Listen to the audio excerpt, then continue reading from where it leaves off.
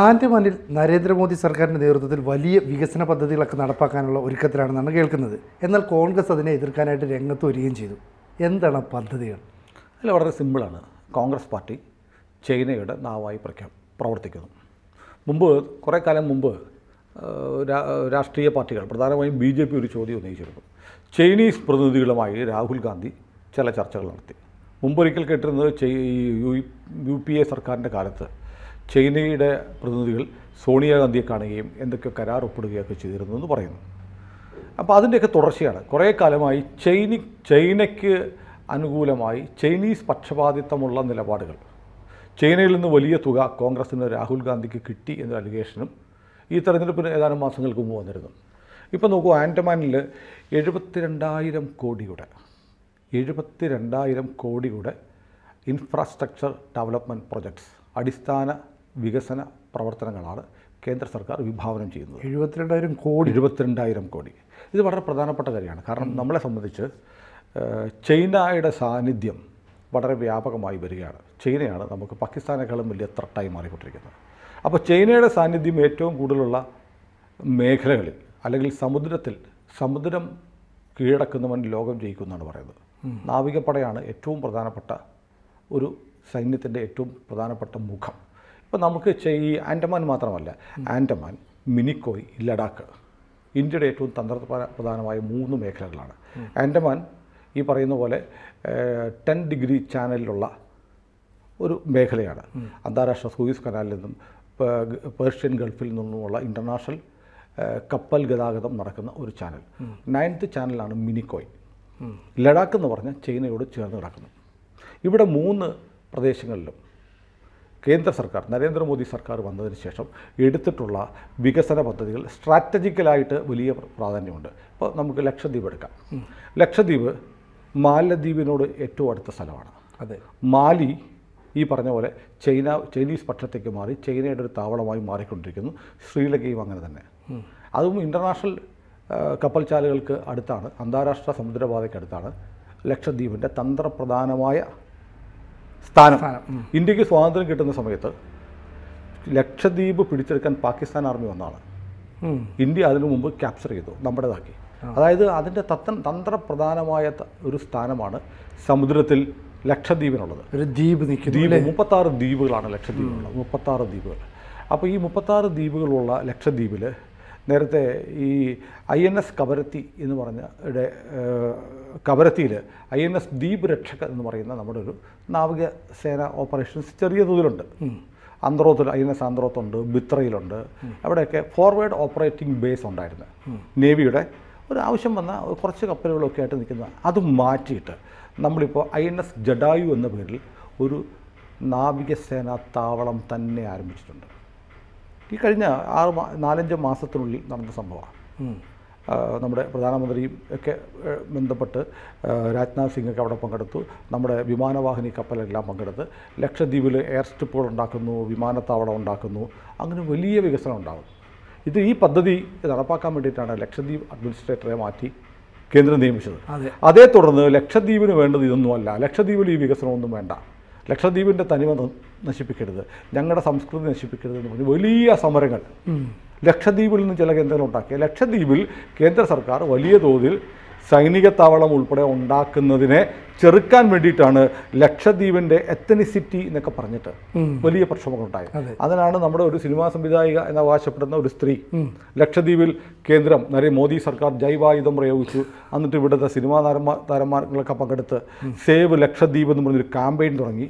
ഇതൊക്കെ ലക്ഷദ്വീപിലേക്ക് തന്ത്രപ്രധാനമായി ഇന്ത്യൻ ആർമിയുടെ, Indian നേവിയുടെ, Indian സൈന്യത്തിൻ്റെ വലിയ ഒരു ഫോക്കസ് കേന്ദ്രമായി, സാന്നിധ്യ കേന്ദ്രമായി ലക്ഷദ്വീപ് മാറുന്നതിനെതിരായ ഒരു സമരമായിരുന്നു. ആ സമയത്ത് തന്നെയാണ് അതുവഴി പോയ എന്തോ മയക്കുമരുന്നോ അല്ലേ, ആയിരക്കണക്കിന് കോടി രൂപയുടെ മയക്കുമരുന്ന് ഇൻ്റർനാഷണൽ ചാനലിൽ പിടിച്ചു. അപ്പോൾ ഈ ഇന്ത്യയിലേക്ക് ഈ ബ്ലാക്ക് മണി, മയക്കുമരുന്ന് ഒക്കെ വരുന്നതിൻ്റെ ഒരു പ്രധാനപ്പെട്ട ട്രാൻസിറ്റ് ഈ പറയുന്നത് ലക്ഷദ്വീപായിരുന്നു. കടൽ മാർഗമുള്ളതിൻ്റെ ഒരു കേന്ദ്രം ലക്ഷദ്വീപായിരുന്നു. അപ്പോൾ അന്താരാഷ്ട്ര സാമുദ്രിക ശക്തി, സമുദ്ര സാന്നിധ്യം വർദ്ധിപ്പിച്ച് ഒരു നേവൽ പവറായി ഇന്ത്യ എമേർജ് ചെയ്യുന്നതിൻ്റെ ഭാഗമായിട്ടാണ് ലക്ഷദ്വീപിൽ കുറേ കേന്ദ്ര ഇടപെടലുണ്ട്. കേന്ദ്രഭരണ പ്രദേശമാണ്. അതിനെ ചെറുക്കാനാണ് സിനിമാക്കാരെ വരെ ഉപയോഗിച്ചുകൊണ്ട് ഒരു വലിയ ക്യാമ്പയിൻ നടന്നത്. ഇനി നമുക്ക് പോകേണ്ട ലഡാക്കിലേക്കാണ്. ലഡാക്ക് എന്ന് പറയുന്നത് ഈ ലക്ഷദ്വീപിലും ഇമ്മീഡിയറ്റ് ത്രെട്ട് എന്ന് പറയുന്നത് മാൽദീവ്സോ ശ്രീലങ്കയോ അല്ല. കാരണം ഈ രണ്ട് രാജ്യങ്ങളുടെയും തുറമുഖങ്ങൾ ഇപ്പോൾ ചൈനയുടെ പക്കലുണ്ട്. ഇന്ത്യയിലെ അവസാനത്തെ സൈനികനെ പോലും മാൽദീവ്സിൽ നിന്ന് തിരിച്ചു വിളിച്ചു കഴിഞ്ഞു. അതാണ്. അപ്പോൾ ചൈനയാണ്. മാൽദീവ്സും ശ്രീലങ്കയും പറയുന്നുണ്ടെങ്കിലും അവിടെ കാമോഫ്ലാഷ് ചെയ്ത് അവരുടെ പിന്നിൽ നിൽക്കുന്നത് ചൈനയാണ്. ഇവരെ പാവ പോലെ വെച്ചുകൊണ്ടല്ലേ. അതുകൊണ്ടാണ് നമ്മൾ ലക്ഷദ്വീപിൽ വലിയ സൈനിക സാന്നിധ്യം ഉണ്ടാക്കുന്നത്. എന്തിന് നമ്മൾ അവിടെ എയർ സ്ട്രിപ്സ് ഉണ്ടാക്കുന്നു. റഫേൽ വിമാനങ്ങൾ ലക്ഷദ്വീപിലെ നമ്മുടെ എയർബേസിലുണ്ടാവും. ബ്രഹ്മോസ് ക്രൂസ് മിസൈലുകൾ നമ്മൾ സ്ഥാപിക്കുന്നുണ്ട്. അങ്ങനെ വളരെ അഡ്വാൻസ്ഡ് ആയിട്ട് ലക്ഷദ്വീപിന് ഈ പറയുന്ന സേവ് ക്യാമ്പയിനുകളൊക്കെ മറികടന്നുകൊണ്ട് നമ്മളവിടെ കൊണ്ടുവച്ചു. എന്തുകൊണ്ടാണ് ഇന്ത്യൻ സൈന്യം ലക്ഷദ്വീപിൽ കാലൂന്നി കൂടുതൽ സജ്ജരാവുന്നതിനെ ചെറുക്കാൻ ഇങ്ങനെ ലക്ഷദ്വീപിൻ്റെ തനിമ എന്നൊക്കെ പറഞ്ഞ് ക്യാമ്പയിൻ നടത്തിയത് എന്നാലോചിച്ച് നോക്കണം. അതിൻ്റെ പിന്നിലുള്ള താല്പര്യങ്ങൾ വേറെ. ഇതൊക്കെ ചൈനയുടെ താല്പര്യങ്ങൾ സംരക്ഷിക്കാൻ വേണ്ടിയിട്ടായിരുന്നു. അതാണൊന്ന്. ലഡാക്കിലേക്ക് വരിക. ലഡാക്കിൽ സമരം നടക്കുക. ലഡാക്കിലെ ജനസംഖ്യ 1,00,000 1,00,000 ആളുകളെ ലഡാക്കിലുള്ളൂ. ലഡാക്കിൽ അവർക്ക് പറയുന്നത് ലഡാക്കിന് അവിടെ അടിസ്ഥാന വികസനം ഉണ്ടാക്കുകയാണ്, ഇൻഫ്രാസ്ട്രക്ചർ ഡെവലപ്മെൻറ്റ് ഉണ്ടാക്കുകയാണ്. ലഡാക്കിലെ സമരം ചെയ്യുന്ന ആൾ പറയുന്നത് ഇതൊന്നും വേണ്ട, ഇതൊക്കെ വന്നാൽ ഞങ്ങളുടെ പൗരാണികമായ കൾച്ചർ നശിക്കും. അതുകൊണ്ട് ഇത്രയും വലിയ തുകകൾ മുടക്കി ഇവിടെ അടിസ്ഥാന സൗകര്യ വികസനം വേണ്ട. എന്ത് വേണ്ട? അടിസ്ഥാന സൗകര്യ വികസനം. എന്തൊക്കെയാണ് അടിസ്ഥാന സൗകര്യ? നല്ല റോഡുകൾ, നല്ല പാലങ്ങൾ, ഇതൊക്കെയാണ്.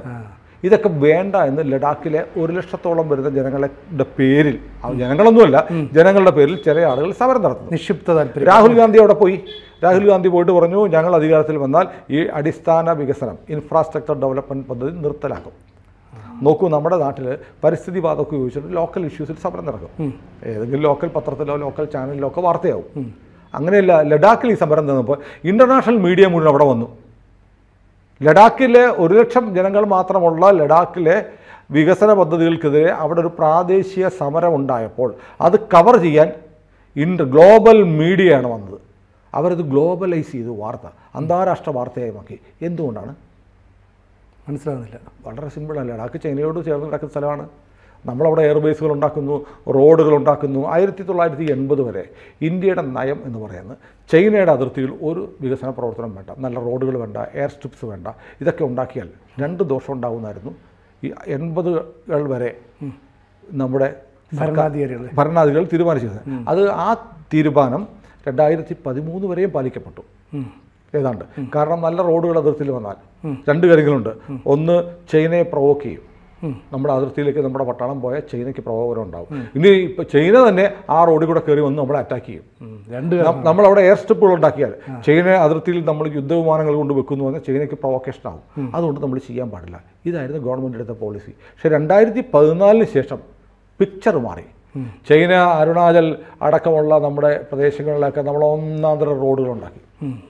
ഒന്നാന്തരം റോഡുകൾ ഉണ്ടാക്കി കഴിഞ്ഞപ്പോൾ റോഡ് ഉണ്ടാക്കുമ്പോൾ വേറെ കുറേ പരിസ്ഥിതി സംഘടനകൾ സുപ്രീം കോടതി പോയി വൻതോതിൽ മരങ്ങൾ മുറിക്കുന്നു പറഞ്ഞ് സുപ്രീം കോടതി പോയി അതിന് സ്റ്റേ കിട്ടിക്കഴിഞ്ഞപ്പോൾ വേറൊരു ചടങ്ങിൽ ചീഫ് ജസ്റ്റിസ് ഓഫ് ഇന്ത്യയും പ്രധാനമന്ത്രി നരേന്ദ്രമോദിയും പങ്കെടുത്ത ഒരു മീറ്റിങ്ങിൽ പ്രധാനമന്ത്രി പ്രസംഗിച്ചു, നമ്മുടെ നാട്ടിൽ ആർക്കും പൊതുതാൽപര്യ ഹർജി പബ്ലിക് ഇൻട്രസ്റ്റ് ലിറ്റിഗേഷൻ എന്ന് പറഞ്ഞ് വന്നു കഴിഞ്ഞാൽ മരം മുറിക്കുന്നു, കാട് പോകുന്നു, കുറച്ച് പെറ്റീഷൻ കൊടുക്കും, കോടതികൾ നിഷ്കളങ്കമായി അതിന് സ്റ്റേ കൊടുക്കും. അരുണാചൽ പ്രദേശിൽ ഞങ്ങൾ റോഡുണ്ടാക്കിയാണ്, ഇന്ത്യൻ സൈന്യത്തിന് സഞ്ചരിക്കാൻ വേണ്ടിയുള്ള റോഡാണ് ചൈനയുടെ അതിർത്തിയിലേക്ക്. ആ റോഡിന് പോലും ഇവിടുത്തെ കോടതികൾ കാര്യമറിയാതെ ഈ വ്യാജന്മാർ നൽകുന്ന പൊതു താൽപര്യ ഹർജികൾ പരിഗണിച്ച് സ്റ്റേ കൊടുക്കുകയാണ്. രാജ്യത്തിൻ്റെ സുരക്ഷിതത്വത്തിനുള്ള ഭീഷണിയാണ് ഇത്തരം ഹർജികളും സ്റ്റേയും എന്ന് പറഞ്ഞ് പരസ്യമായി ചീഫ് ജസ്റ്റിസ് ഓഫ് ഇന്ത്യ ഇരിക്കുന്ന ചടങ്ങിൽ വെച്ച് നരേന്ദ്രമോദി പ്രസംഗിച്ചു 2ാം മോദി സർക്കാരിൻ്റെ കാലത്ത്. അതിൻ്റെ ഇഫക്റ്റ് പിറ്റേ ദിവസം ഉണ്ടായി. സുപ്രീം കോടതി ആ സ്റ്റേ അങ്ങ് വെക്കേറ്റ് ചെയ്തു. കാര്യം മനസ്സിലായി. അപ്പോൾ ഇതൊന്നും പറയത്തില്ല. അവർ വന്ന് പറഞ്ഞ അത് വന്നാൽ മരം വെട്ടുന്നു, കാട് വെട്ടുന്നു ഒക്കെ പറഞ്ഞ് സാധാരണ പരിസ്ഥിതി കേസുകൾ പോലെ കൈകാര്യം ചെയ്യും. ഇവിടെയൊക്കെ ഓർത്തിയ പരിസ്ഥിതിവാദമാണ്. ലക്ഷദ്വീപിൽ പരിസ്ഥിതി പ്രശ്നമാണ്. പരിസ്ഥിതി പ്ലസ് എത്നിസിറ്റി. ലക്ഷദ്വീപിലെ ആളുകൾ വലിയ പൗരാണികമായൊരു ഗോത്ര സമൂഹമാണ്. അവരുടെ ആചാര അനുഷ്ഠാനങ്ങൾ, വിശ്വാസങ്ങളൊക്കെ കളങ്കപ്പെടുന്നു എന്നാണ്. അവിടെ പട്ടാളം വന്നാൽ മദ്യം വരും എന്നൊക്കെ പറഞ്ഞുള്ള വാദങ്ങളായിരുന്നു ഉയർത്തിയിരുന്നത്. അപ്പോൾ ഇതാണ് അതിർത്തിയിൽ നമ്മൾ നല്ല റോഡുകൾ ഉണ്ടാക്കി, നല്ല എയർ സ്ട്രിപ്സ് നമ്മൾ റഫേൽ കൊണ്ടുവച്ചു അതിർത്തിയിൽ. അതുകൊണ്ടാണ് ചൈന അവരുടെ 5th ജനറേഷൻ ഫ്ലൈറ്റ്സിനെ വെച്ചുകൊണ്ട് അവരും വേറൊരു എയർബേസ് കഴിഞ്ഞിടയ്ക്ക് സ്ഥാപിച്ചു. അപ്പോൾ ഇങ്ങനെ ചൈനയോട് മുട്ടാൻ തയ്യാറാണ് നമ്മളെന്ന തരത്തിൽ നമ്മൾ ഈ അതിർത്തി പ്രദേശങ്ങളിൽ സ്ട്രാറ്റജിക് ഇമ്പോർട്ടൻസ് ഉള്ള മേഖലകളിൽ മുഴുവൻ നമ്മൾ ഇൻഫ്രാസ്ട്രക്ചർ ഡെവലപ്മെൻറ്റ്സ് നടത്തിക്കൊണ്ടിരിക്കുകയാണ്. അപ്പോൾ ഇത് അവിടെയാണ് രാഹുൽ ഗാന്ധി പോയിട്ട് ഞാൻ അധികാരത്തിൽ വന്നാൽ ഈ പദ്ധതികൾ നിർത്തലാക്കും എന്ന് പറഞ്ഞു. വികസനം നിർത്തലാക്കുന്ന പറയുന്നത് അതെ, ആർക്ക് വേണ്ടി? അതിൻ്റെ ബെനിഫിഷ്യറി ആരാണ്? ചൈന. ലഡാക്ക് എന്ന് പറഞ്ഞാൽ ലഡാക്കും ചൈനയും ഒരു വരയ്ക്കപ്പുറത്തും ഇപ്പുറത്താണ്. സാങ്കല്പികമായ ഒരു വരയാണ് ചൈനയുമായും ലഡാക്കിനെ വേർതിരിക്കുന്നത്. അവിടെ നമ്മൾ നല്ല റോഡുകളും എയർ സ്ട്രിപ്പുകളും ഒക്കെ ഉണ്ടാക്കുന്നത് വേണ്ട എന്ന് പറയുന്ന ആളുകളുടെ ലക്ഷ്യം എന്താണെന്ന് അറിയാം. കൃത്യമായി ചൈനീസ് താല്പര്യങ്ങളാണ്. അവിടെ ചെന്ന് അവർക്ക് പറയുകയാണ് ഞാൻ പ്രധാനമന്ത്രി ഞാൻ നടപ്പാക്കില്ല എന്ന് പറയും. എന്തിന് ഇന്ത്യൻ പ്രധാനമന്ത്രി അരുണാചൽ സന്ദർശിക്കാൻ നേരത്ത് ചൈന പ്രതിഷേധം അറിയിച്ചു. പോയി പണി നോക്കണമെന്ന് പറഞ്ഞ് പോയി. ഇന്ത്യയുടെ എത്ര പ്രധാനമന്ത്രിമാർ പോയിട്ടുണ്ട് അരുണാചൽ പ്രദേശിൽ? ചൈന അവകാശപ്പെടുന്ന അരുണാചൽ അവരുടെയാണെന്ന്. അപ്പോൾ ഇങ്ങനത്തെ ഒരു പൊളിറ്റിക്കൽ സിറ്റുവേഷൻ നമ്മുടെ രാജ്യത്ത് തന്ത്രപ്രധാന മേഖലയായ ലക്ഷദ്വീപിൽ നമ്മൾ കണ്ടു, ലഡാക്കിൽ നമ്മൾ കണ്ടുകൊണ്ടിരിക്കുന്നു. അതിൻ്റെ അടുത്ത വേർഷനാണ് ആൻഡമാനിൽ നമ്മളിപ്പോൾ ചെയ്യാൻ പോകുന്നത്. ഇതുപോലെ നമ്മൾ വലിയ തോതിൽ വികസന പ്രവർത്തനം നടത്താൻ പോകുന്നു. നമ്മൾ എയർപോർട്ടുകൾ ഉണ്ടാക്കാൻ പോകുന്നു. അവിടെ 3 പദ്ധതികൾ നമ്മൾ നടപ്പാക്കുന്നത്. ഒരു അന്താരാഷ്ട്ര തുറമുഖം, നമ്മുടെ വല്ലാർപാടം പോലെ international container transhipment terminal ICTT ഉണ്ടാക്കുന്നു. ഒന്ന്. രണ്ടാമത്തത് ഗ്രീൻഫീൽഡ് ഇൻ്റർനാഷണൽ എയർപോർട്ട് എന്ന് പറഞ്ഞൊരു എയർപോർട്ട് ഉണ്ടാക്കുന്നു. അന്താരാഷ്ട്ര വിമാനത്താവളം ഉണ്ടാക്കുന്നു. പോർട്ട് ബ്ലെയറിലാണ് ഇപ്പോൾ ഒരു വിമാനത്താവളം നമുക്കുള്ളത്. അതുകൂടാതെ 450 മെഗാവാട്ടിൻ്റെ ഒരു സോളാർ പ്ലാന്റ് വരുന്നു ലക്ഷദ്വീപിൽ. അവിടെ ആൻഡമാനിൽ ഈ പറഞ്ഞ പോലെ ജലവൈദ്യുത പദ്ധതിയൊന്നുമില്ല. അതുകൊണ്ട് വലിയ 450 മെഗാവാട്ടിൻ്റെ ഒരു സൗരോർജ പദ്ധതി വരുന്നു. കൂടാതെ നമ്മുടെ സൈന്യത്തിൻ്റെ സാന്നിധ്യം അവിടെ കൂടുതൽ പ്രബലമാക്കുന്നു. ഇതിനു വേണ്ടിയുള്ള അടിസ്ഥാന വികസന പ്രവർത്തനങ്ങൾ നടന്നു. അതിനുവേണ്ടി മരം വെട്ടുന്നു ആൻഡമാനിലെ എന്നാണ് കോൺഗ്രസിൻ്റെ പരാതി. അത് പരിസ്ഥിതി ദുരന്തമുണ്ടാക്കും, പാരിസ്ഥിതിക നാശം ഉണ്ടാക്കും. ഇതൊരു കപടവാദമല്ലേ? അതിന് പകരം നമ്മുടെ ഇന്ത്യൻ ആർമിയുടെ ഒരു ക്യാമ്പ് ഉണ്ടാക്കാൻ വേണ്ടി, അല്ലെങ്കിൽ അവിടെ ഒരു വിമാനത്താവളം ഉണ്ടാക്കാൻ വേണ്ടി, അല്ലെങ്കിൽ അവിടെ ഒരു സോളാർ പ്ലാന്റ് ഉണ്ടാക്കുന്നതിന് വേണ്ടി മരം വെട്ടിയാൽ അതിന് പകരം മരം വെച്ച് പിടിപ്പിക്കും. അതല്ലേ വേണ്ടത്? അല്ലാതെ ഇത് വേണ്ട എന്ന് കോൺഗ്രസ് പാർട്ടി ആവശ്യപ്പെടുക. അപ്പോൾ എന്താ ചെയ്യുക? അതിൻ്റെ ഗുണഭോക്താവരാണ് ഞാൻ പറഞ്ഞല്ലോ. 9th ചാനലും 10th ചാനലിലാണ് ആൻഡമാൻസ് ഉള്ളത്. അതും ഈ പറഞ്ഞ പോലെ ആ സമുദ്രമേഖലയിൽ ഇന്ത്യയുടെ ഒരു സർവാധിപത്യം, ചൈനയ്ക്ക് മാത്രമുള്ള ഒരു സർവാധിപത്യം തകർത്ത് ഇന്ത്യയുടെ ഒരു മസിൽ പവർ കാണിക്കാൻ, ഇന്ത്യയുടെ സാന്നിധ്യം ഉറപ്പിക്കാൻ ആൻഡമാനിലെ വികസന പദ്ധതികൾ സഹായിക്കും. അപ്പോൾ രാജ്യത്തിന് അനുകൂലമായി ചിന്തിക്കുന്ന ഒരു രാഷ്ട്രീയ പാർട്ടിയാണെങ്കിൽ ആ കുടുംബത്തിൽ നിന്ന് നെഹ്റു, ഇന്ദിര, രാജീവ് എന്ന് ഒരു കുടുംബത്തിൽ നിന്ന് 3 പ്രധാനമന്ത്രിമാർ വന്നു. കോൺഗ്രസിൻ്റെ എണ്ണമറ്റ പ്രധാനമന്ത്രിമാർ വന്നു. അവരെല്ലാം ദേശീയ ബോധത്തിൽ ഉറച്ചു നിന്നവരാണ്. അവരൊക്കെ രാജ്യത്തിൻ്റെ സുരക്ഷയ്ക്കും രാജ്യത്തിൻ്റെ കരുത്തും കാണിക്കാൻ വേണ്ടി, ചിലർക്കൊക്കെ കുഴപ്പങ്ങളൊക്കെ ഉണ്ട്. ഇന്ദിരാഗാന്ധിയുടെയൊക്കെ കാര്യത്തിൽ സിയാജിൻ ഫണ്ട് വിട്ടുകൊടുക്കാൻ ആലോചിച്ചതും പട്ടാളം കലാപത്തൊരുങ്ങിയതൊക്കെ നമുക്കറിയാം. നമ്മൾ മുമ്പ് ഒരു വീഡിയോ ചെയ്തിട്ടുണ്ട്. സിയാജിൻ ചൈനയ്ക്ക് കൊടുക്കാനായിട്ട് ഇന്ത്യ തീരുമാനിച്ചു. സൈന്യം അതിനെതിരെ കലാപത്തിനൊരുങ്ങി എന്നൊരു വീഡിയോ നമ്മൾ ചെയ്തിട്ടുണ്ട്. അങ്ങനെയൊക്കെ സംഭവിച്ചിട്ടുണ്ട്. അപ്പോഴും ഈ ചൈനയോടുള്ള സ്നേഹം അതിനകത്തുമുണ്ട്. ഈ ചങ്കിലെ ചൈന കോൺഗ്രസിൻ്റെ ആണോ CPM-ൻ്റെ ആണോ? ഇപ്പം കോൺഗ്രസും CPM ഇപ്പോൾ ഒന്നുമല്ലേ പറയുന്നത്? രണ്ടും ഒന്നല്ലേ? പാർട്ടി നടത്തി കോൺഗ്രസ് ആയി എന്ന് പറയുന്ന പോലെ, പാർട്ടി കോൺഗ്രസ് എന്ന് പറയുന്ന പോലെ. ഏതായാലും അപ്പോൾ ഇതിനെതിരെയാണ് ഒരു സ്ട്രാറ്റജി ഉണ്ടാകുന്നത്. അപ്പോൾ കോൺഗ്രസ് പരസ്യമായി പറഞ്ഞു കഴിഞ്ഞു ഇനി എന്താ അടുത്ത വഴി. അടുത്ത വഴി എന്ന് പറഞ്ഞാൽ വളരെ സിമ്പിളാണ്. ഇനി കോടതികളിൽ കേസുകൾ വരും. പഴയ പടിപടി കോടതികളിലേക്ക് കേസ് വരും. ഇൻ്റർനാഷണൽ ക്യാമ്പയിനാവും, പരിസ്ഥിതിവാദം, പ്രക്ഷോഭം, ഇങ്ങനെയുള്ള അടുത്ത ലെവലിലേക്ക് വരാൻ പോവാണ്. അപ്പോൾ എന്താണ് ഈ പ്രകൃതി നാശം എന്നൊക്കെ പറഞ്ഞ് നമ്മുടെ നാടിൻ്റെ സുരക്ഷയുമായി ബന്ധപ്പെട്ട് വികസനത്തിൻ്റെ ഈ ആൻഡമാനൊക്കെ പറയുന്നത് വളരെ പ്രാചീനമായ ഒരു സംസ്കൃതിയുള്ള രാജ്യം. സെന്റിനൽ ദ്വീപിനെ കുറിച്ചൊക്കെ നമ്മൾ കേട്ടിട്ടുണ്ട്. മനുഷ്യനുമായിട്ട് ഒരു സഹവാസവും ഇല്ലാത്ത ആദിവാസികളൊക്കെ താമസിക്കുന്ന ദ്വീപുകളുണ്ട്. അതൊക്കെ ഐസൊലേറ്റഡ് ആയിട്ട് അവരുടെ തനത് ജീവിതശൈലിക്ക് കൊടുത്തിരിക്കുക. നമ്മളാരും അങ്ങോട്ട് പോകുന്നില്ല. ആ ദ്വീപുകളിലേക്ക് മറ്റാളുകളുടെ പ്രവേശനം പോലും നിയമം മൂലം നിരോധിച്ചിരിക്കുക. അതെല്ലാം നിലനിർത്തിക്കൊണ്ടാണ് ആൻഡമാൻ ദ്വീപിലെ ഇത്തരം വികസന പ്രവർത്തനങ്ങൾ ഉണ്ടാകുന്നത്. അപ്പോൾ രാജ്യത്തിൻ്റെ വികസനം ഉണ്ടാവുക, സൈനിക ശക്തി വർദ്ധിപ്പിക്കാനുള്ള നീക്കങ്ങൾ ഉണ്ടാവുക, ഇതിനെയൊക്കെ കോൺഗ്രസ് പാർട്ടി ചെറുക്കുകയാണ്. ഏത് പ്രധാനപ്പെട്ട 3 പോയിന്റുകൾ? ലഡാക്കിൽ രാഹുൽ നേരിട്ട് പോകുന്നു, ആൻഡമാനിലെ വികസനത്തിനെ എതിർക്കുന്നു, ലക്ഷദ്വീപിലെ പരാജയപ്പെട്ടു. ഇപ്പോൾ അടുത്തത് ലഡാക്കും ആൻഡമാനിലും ഇന്ത്യൻ ആർമിയും ഇന്ത്യൻ സർക്കാരും ഒരുക്കുന്ന അടിസ്ഥാന സൗകര്യ വികസനങ്ങളെ ചെറുത്തു തോൽപ്പിക്കാൻ ഇന്ത്യയിലെ ഏറ്റവും വലിയ മുത്തശ്ശി പാർട്ടിയായ കോൺഗ്രസ്, ഈ രാജ്യം 60 വർഷം ഭരിച്ച കോൺഗ്രസ് മുന്നോട്ട് വന്ന് ചൈനയുടെ മൈക്കായിട്ട് എന്തിനു പ്രവർത്തിക്കുന്നു എന്നതാണ് ചോദ്യം. കൂടുതൽ വാർത്തകളും വിശേഷങ്ങളും നിങ്ങളിലേക്ക് എത്താൻ ABC മലയാളം സബ്സ്ക്രൈബ് ചെയ്യുക, ബെൽ ബട്ടണും അമർത്തുക.